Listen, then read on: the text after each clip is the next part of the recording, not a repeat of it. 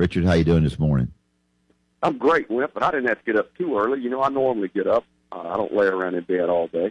Good. So I'm glad to hear that. I didn't by the way, Sonny Smith and I had a nice conversation about you at the SEC tournament. We wondered where you were. Why weren't you there? Well, I got sick. I had a foot situation come up, and I couldn't. I was all planning to come in my doctor's appointment at the same time as that was, to be honest with you. I didn't get to come. But well, we missed you. I appreciate it. Richard, I know that the conference office has hired Mike Tranghese, and the argument is about why we can't get more teams in.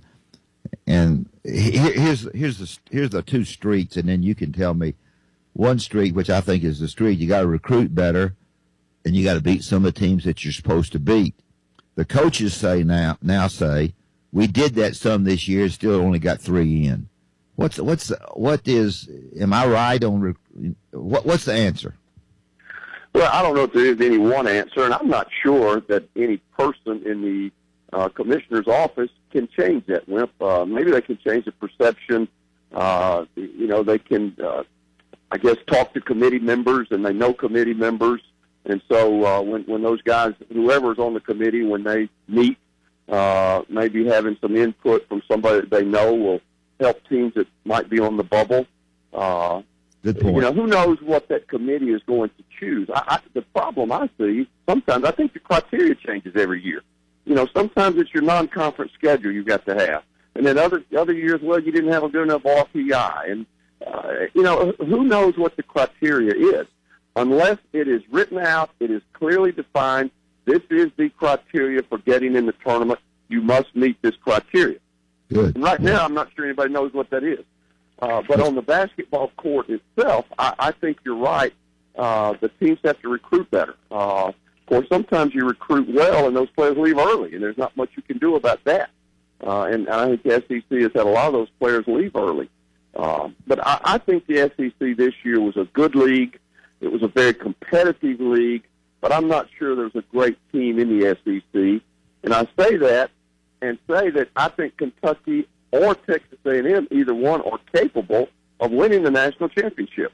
Now, they're both capable of getting beat early also. Yeah. So, I don't know. I don't know that anybody really knows the answer to that question.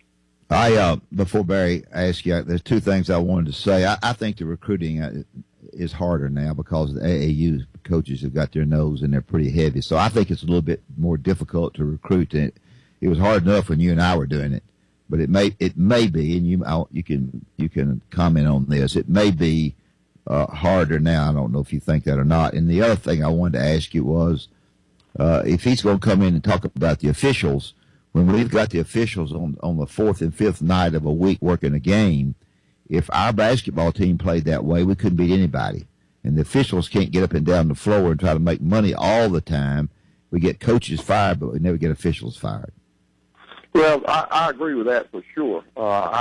Even when we were coaching, we had guys that you'd see them on national television every night, and we'd get them on a Saturday afternoon game, and it would be their fourth or fifth game of the week. And I agree with you. I just don't think they can be at the top of their game when they're officiating that many games. But what can you do about it? Because these guys are independent contractors.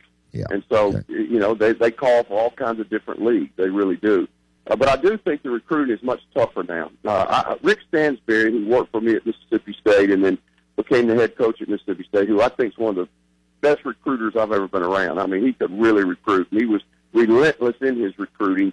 And he told me one time after he became the head coach, he said, Coach, it's so much harder now.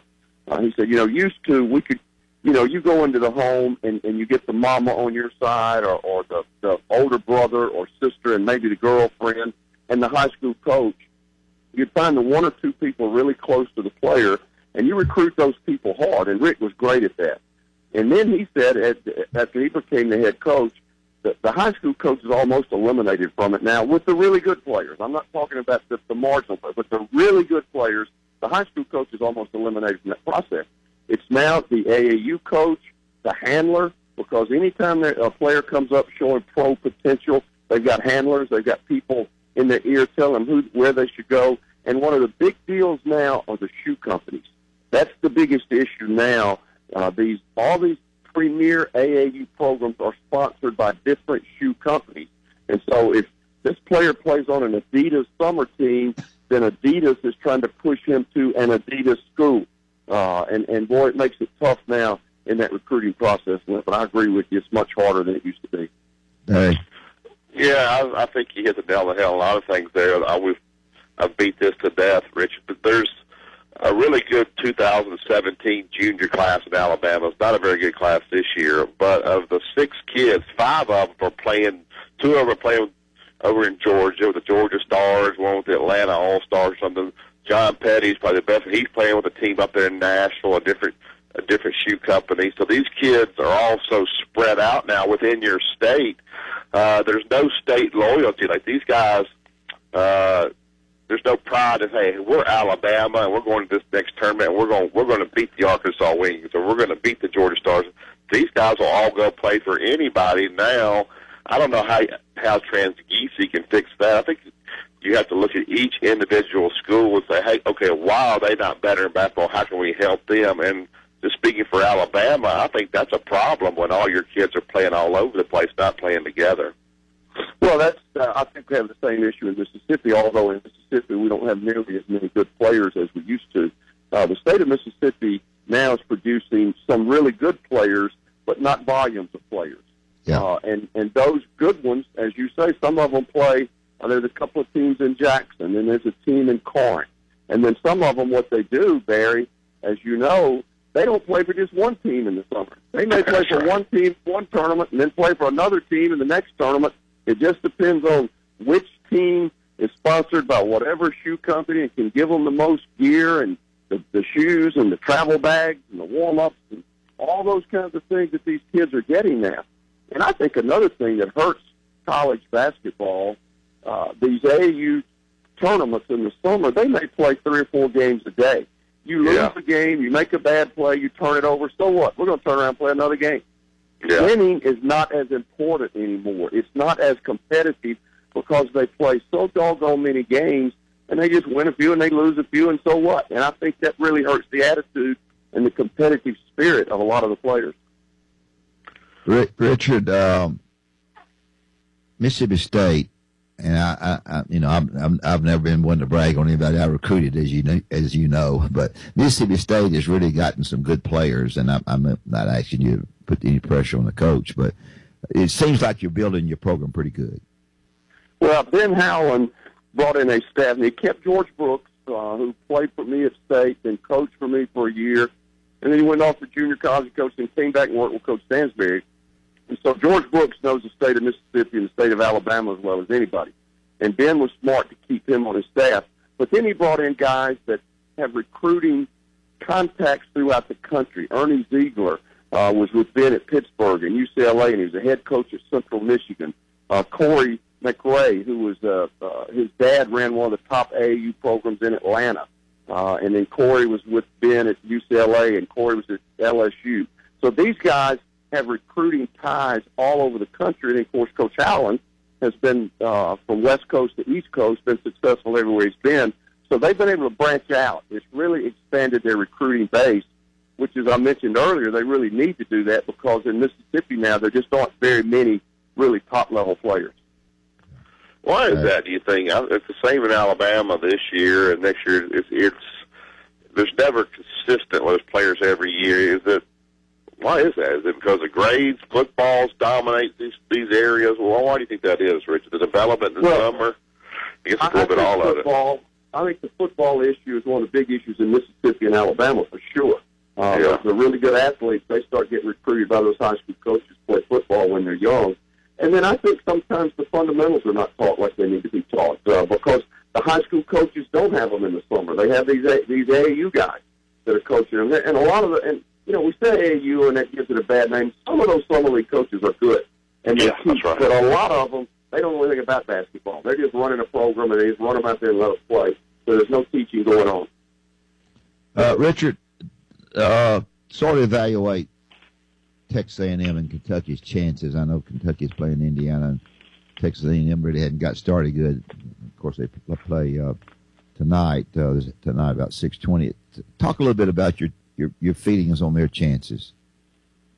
Well, I didn't hear you. We're breaking up somehow. I don't know what Okay, I'm you're doing. sorry. I heard Texas A&M, Kentucky. That's all I heard. Let's talk about them in the NCAA. Well, I think Texas A&M is really talented. I thought going into the season they would win the SEC championship because they have experience. If you look at their starting lineup, House, Jones, Collins, all three of those guys are fifth-year seniors. Caruso has great experience. So you're talking about guys right there, 22, 23 years old. You're talking about grown men. You're not talking about young kids. Those are grown men. And then at center, they got that freshman. He's a monster. Great offensive rebounder. They have freshmen coming off the bench that are they're just really good players. So they have size, they have length, they have depth, they can shoot it, they defend it. And I think Billy Kennedy is an underrated, underappreciated coach. I think he's really good. And then Kentucky, I didn't know how good they would be because they lost so much. But when you have Euless and Murray in your backcourt, I think that gives you a chance against anybody because those two cats can play. Those guys will make you a good coach, won't they? Yeah, I guarantee you they will. No doubt about it. Tyler Euless is a coach. I don't even know if you need a coach with him out on the floor because he's really he good. does the really coaching good. on the floor. So yeah. And, I hear these coaches talk about, they got to get their guys out. They got to get them rest. Can't play more than 28, 29 minutes a game. He played 45 minutes in that championship game. 45. Never came out of the game and didn't even look tired at the end. That's what Dad would do when a guy was getting tired. See that was playing really good. He'd look up in the stands like he didn't see it. No, they can rest on Sunday. I ain't gonna take my guys out. My guys are playing good. Well, with the timeouts they get now in these tournament games, they can play. I mean, the timeouts are 2.5 minutes each, 2 minutes 15 seconds each. I mean, come on, how much time do you need to rest? If you're not in shape now, they're never going to get in shape. Before we let you go, Richard, I want to ask you, do you think the rules in college basketball are geared too much towards the offense now? We had a guy call us that he saw somebody actually call a charge the other day. Do you think that's good for basketball? I don't. I like teams that can get at you defensively, where they'll let you play a little bit, where you can rotate and take a charge. Are all the rules too offensive now?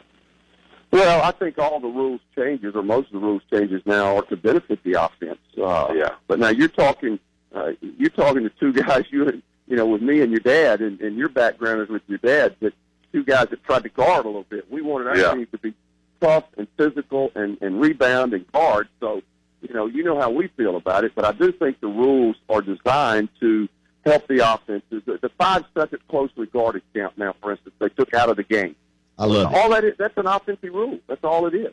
Yeah, I'm glad of it. So you can just stand out there and let the guy dribble away all the time. You like that rule? I do. I like it gone because here's what happens: the officials spend all the time trying to count the 5 seconds, and the fans start counting for them. And so when they start hollering, they blow the whistle. I'm glad that you like it because you didn't want the officials counting. No, I didn't. That's what it was. No, they had enough to count now. That's the because problem. I'm gonna tell you something. In the backcourt, counting to 10's about all they could do. Well, they was a shot clock failure. That's a count. But the shot clock rule, all of those things. See, I don't think the 30-second shot clock has helped the offenses as much. Yeah, you're going to get more shots up. You're right. They're not going to be quality shots. We still got 50, 45 scores. We still got it. Exactly. So I don't know. Let me tell you what ruins the score. You're going to laugh like crazy. Teams shooting a lot of bad threes. They don't That's make. Exactly right. That's exactly right. 3-point shots have killed the scores in basketball. You got to have the 3-point shot, but it's killing them because people shoot so many bad ones.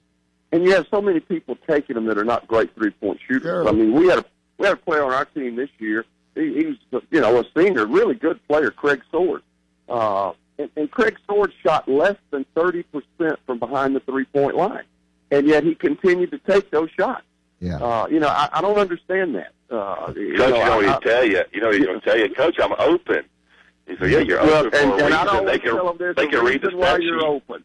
Yeah, I just say, sit down by me over here. Let's talk about it. If you're going to shoot when you're open, you're going to be shooting all year because they're going to leave you open.